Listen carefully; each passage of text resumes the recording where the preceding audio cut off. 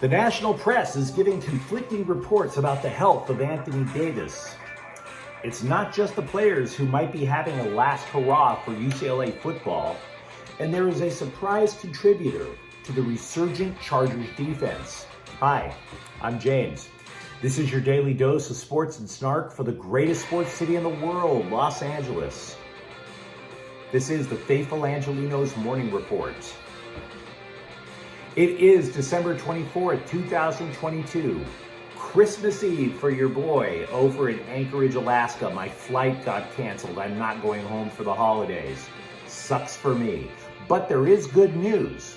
After winter solstice, over here, instead of having 5 minutes of sunlight, we're about to have 5.5 minutes of sunlight. The locals are excited. It's really going to be quite lovely. But let's talk LA sports while I freeze. What do you say? I want to start off by thanking all the new subscribers to the Angelino familia. I appreciate every last one of you. And if you like the content that we put out, clickety-clack the like button. Clickety-clack the subscribe button. There's a notifications bell. Hit that. It'll let you know when we drop new content. Sharing is caring. Let people know we exist. And yes, comments, because I am booty deep in snow. Before we go through the news and notes from around LA, let's take a look at the scoreboard. Honestly, not a good night for the Angelenos. LeBron James dropped 34 points, but he missed a shot and wound up missing his shoe at a critical point towards the end. Charlotte Hornets 134, Lakers 130. Kawhi Leonard scored 28 points, but the Clippers blew a 20-point lead in Philadelphia. Joel Embiid scored 44 for the 76ers in a 119-114 win over the Clips. The Kings' 4-game winning streak is kaput. Alex Iafallo scored, but the Phoenix Coyotes, the Arizona Coyotes, whatever, the Desert Dogs, they outlasted the Kings in a shootout 2-1. There are no games for the Angelino teams playing today. There was a report that broke early Friday morning that said Anthony Davis was out indefinitely due to a stress injury in his foot. Now, this sent shockwaves throughout the Southern California press. Oh my God, it was supposed to be a month. Now it's indefinitely. And then, of course, ESPN reports that Davis could still return in January. And I'm sitting there thinking to myself, am I the only guy left with a calendar? January is 1 month away. Now, the point I'm trying to get at is this. There was just basically a lack of clarity with the first reports and some of the reports that came out yesterday morning. There's a saying that we had when I was a journalist. News is the first draft of history, and you need to do those rewrites in order to get an accurate reflection on it. The upshot is this. The Lakers are trying to avoid surgery with Davis. They need to rest him for a month and then see if all those little bones, all the little tendons, all the little muscles that are in the foot is actually pretty intricate piece of anatomy, have healed enough to avoid surgery. So basically, it really doesn't sound like much of an update when you look at it with a critical eye. We simply know he has to wait to find out if he needs surgery, which was a month, which was pretty much what the original report said anyway. What are you going to do? America's least respected Little League dad, LeVar Ball, forced his way back into the news because he says he does not want his son LaMelo to play for the Lakers. Nobody said that they wanted LaMelo to go to the Lakers. I mean, do you read all the Lakers trade rumors out there, for Pete's sake? I compile a very extensive list of all the things that are going on in LA, and I'm here to tell you, I have to cut more BS Laker trade rumors than anything else. I've seen the Lakers be linked with every athlete on the Western Hemisphere, and I would add some of the deepest, most obscure parts of Asia, and I have yet to see LaMelo's name being linked to coming to the Lakers. I've seen rumors ranging from Donovan Mitchell and Damian Lillard to Floyd Mayweather, for Pete's sakes.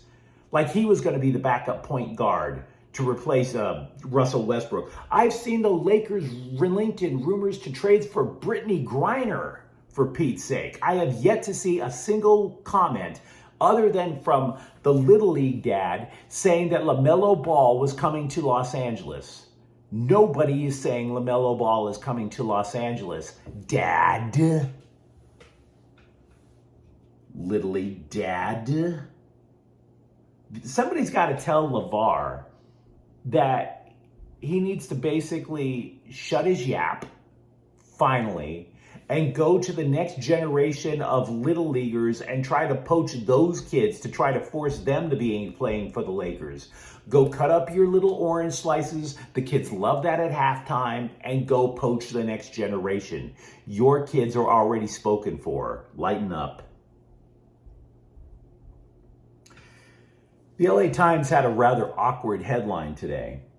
It's really strongly suggesting that it's a done deal that Dorian Thompson-Robinson will be playing for the Bruins in the Sun Bowl. Only Dorian Thompson-Robinson didn't say he was playing in the Sun Bowl. Chip Kelly didn't say by direct quote that Thompson-Robinson was playing in the Sun Bowl. There isn't a single quote or an unnamed source says Dorian Thompson-Robinson is playing in the Sun Bowl. Now, don't get me wrong. I believe he is playing in the Sun Bowl. He's been practicing with the Bruins all December long. But anytime you talk to the quarterback about it, he says, well, I haven't made up my mind yet. And we still don't have a direct quote from Zach Charbonnet saying, yeah, I'm going to play in this bowl game. I want to go out as a Bruin. They're probably playing. We just haven't heard the actual official, yes, he is yet. So that headline Times needs a little bit of work. He hasn't committed. But it's not just whether or not the players are going to be taking part in the bowl game. Defensive coordinator Bill McGovern will, in fact, return to the Bruins sidelines to coach the defense in the Sun Bowl. And this is actually a very, very big deal because the Bruins, they've missed McGovern for at least 5 games, I think maybe 6. And in his stead, they had Clancy Pendergast calling plays. And that just flat out led to a collapse of the Bruins defense. Witness UCLA versus USC if you think I'm wrong. There were holes that were being exploited that I think McGovern would have been more likely to patch up. Now, why did McGovern miss the games? Again, UCLA is not that forthcoming with information. The rumors are McGovern had a serious health issue. And I would also add, McGovern has not necessarily committed to being the defensive coordinator for the Bruins after the bowl game. We have no idea if he's going to coach him after this year. So the Bruins might have to fill a big vacancy in their coaching staff. Wide receiver Jake Bobo has accepted an invitation to play in the Shrine Bowl, which will be held February 2nd in Las Vegas. It's basically a way, after the bowl season, these all-star bowls are just a way to try to pump up your hype so you can go be invited to the NFL Combine, maybe get drafted higher. Bobo has a case to be an NFL player. He definitely does. He was the Bruins' leading receiver, and it wasn't even close. He was their leading receiver by over 300 yards. Running back Christian Grubb has entered the transfer portal. Now, I don't think this is necessarily going to be a huge loss for UCLA. Obviously, Zach Charbonnet got the lion's share of carries. Grubb only carried 8 times in his Bruins career for 57 yards. And by the way, the Bruins have added 2 running backs recently, one in the transfer portal, one via recruiting. So I'm not sure it's a huge loss. Meanwhile, over at USC, offensive Andrew Voorhees posted on Twitter that he will not be playing for the Trojans in the upcoming Cotton Bowl. He's been dealing with injuries. He is a 5th-year senior. Basically, his college career is done, and he wants to see if he can get healthy for the NFL draft, which makes a lot of sense. That is 3 Trojans, 3 crucial Trojans, 2 of whom who are definitely not playing, and a third who probably isn't. The other one who definitely is unlikely to play, wide receiver Jordan Addison. He's trying to get healthy for the NFL draft. Brett Nealon, another offensive lineman. I just haven't seen anything that officially says he's out. It just is what it is. He got injured in the Pac-12 title game. He's probably out. Meanwhile, reports are suggesting that Texas A&M likes Trojans receivers coach Luke Heward as a potential offensive coordinator. Heward worked under Aggies coach Jimbo Fisher before he did so as an offensive analyst for 3 years, starting in 2019. Alex Grinch is still lamenting the Trojans' defensive performance in the Pac-12 title game. And I have a statistic for you that will make you retch up your eggnog. Pro Football Focus says that the USC defense in the Pac-12 title game missed 24 tackles. 24. So let's just say it's another number that gives you the idea of how inconsistent the Trojans were this year. Terrific against Notre Dame. Next week, face planted against Utah. The Chargers will be playing in Indianapolis on Monday night. Here's a heads up. The Colts have benched quarterback Matt Ryan, and they will play Nick Foles instead. Now, also on the plus side, but looking at the Bolts roster, Derwin James and cornerback Bryce Callahan have returned to practice, both as full participants, leading people to believe that they both will be playing in Monday Night Football. Sebastian Joseph Day, who is also injured, has returned to practice. It's been on a limited participation, however, so we don't necessarily know his status yet. Are you wondering how the Chargers defense, without Callahan, without Derwin James, without Joey Bosa, has all of a sudden become a bunch of world beaters and propelled the Bolts into playoff position? Brandon Staley is giving a ton of credit to Kyle Van Noy. When they originally signed Van Noy away from Miami, the idea was Brandon Staley could take this guy and position him virtually anywhere on the defense, except, of course, a cornerback, right?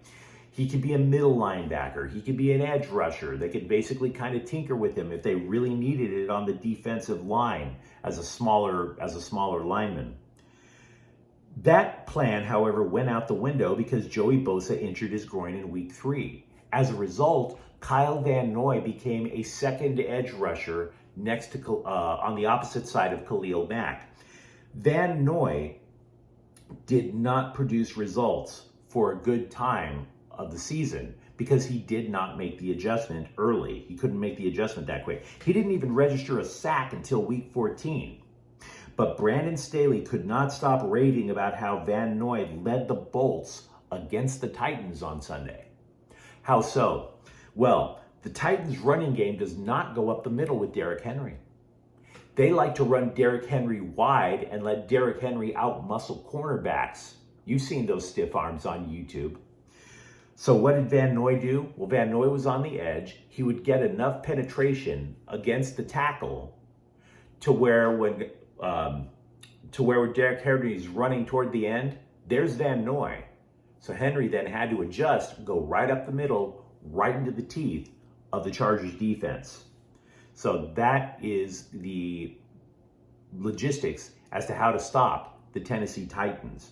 And now the Chargers are in position to go to the postseason. An unnamed NFL executive has told the Scribe that he doubts Sean McVay will be back to coach the Rams in 2023. How does he know? He doesn't. He doesn't work for the Rams. He's just an NFL exec. Thanks for your contribution, pal. I'm just bringing that up because there's a lot of rumors about whether McVay is going to come back or not. We do not know for sure. We don't have sources within the Rams. We do not have sources close to McVay saying either he's coming back or he's not. It's all limbo. McVay did, however, go on record and say that Aaron Donald will not play Sunday against Denver. And he added that the future Hall of Famer will, quote, probably not, quote, play again this year. Donald is a 3-time Defensive Player of the Year. But give the Rams defense credit. What they're lacking right now in talent, they are absolutely making up for in effort. It's a yeoman's performance that they're putting out there.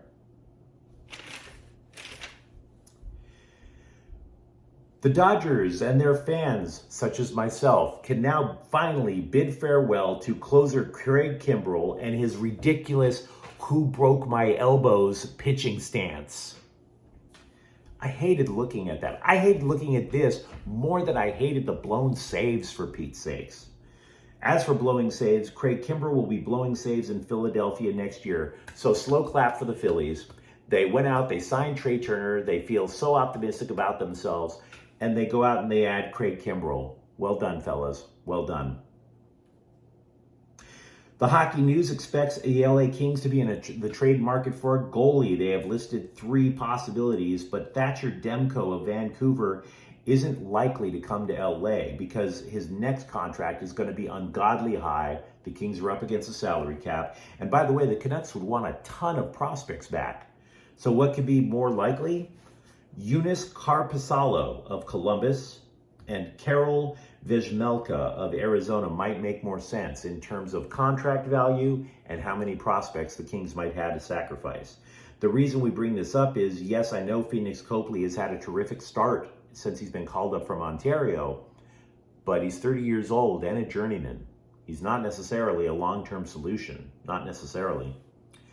Finally, defending MLS Cup winners, LAFC have signed defender from a Honduran power, FC Montagua, Daniel Maldonado. He is a center back, and this is actually a really good idea for the black and gold because we don't know what's going to happen with Eddie Segura. He's a free agent. We don't know how much Giorgio Chiellini has left in the tank. And Sebastian Ibeagaha, who I know I mispronounced his name, my apologies, that gentleman went over to play for FC Dallas. But you let me know what you think in the comments thread. What about Anthony Davis? What about the potential changes over at both USC football and UCLA football for the bowl game? There's a lot to talk about. And if you enjoyed the content, don't forget to subscribe to Faithful Angelenos. We talk LA sports here every single day. Thanks for watching. I'm James. We'll be back tomorrow. Faithful Angelenos is a Kian Corte El Queso production. Take care.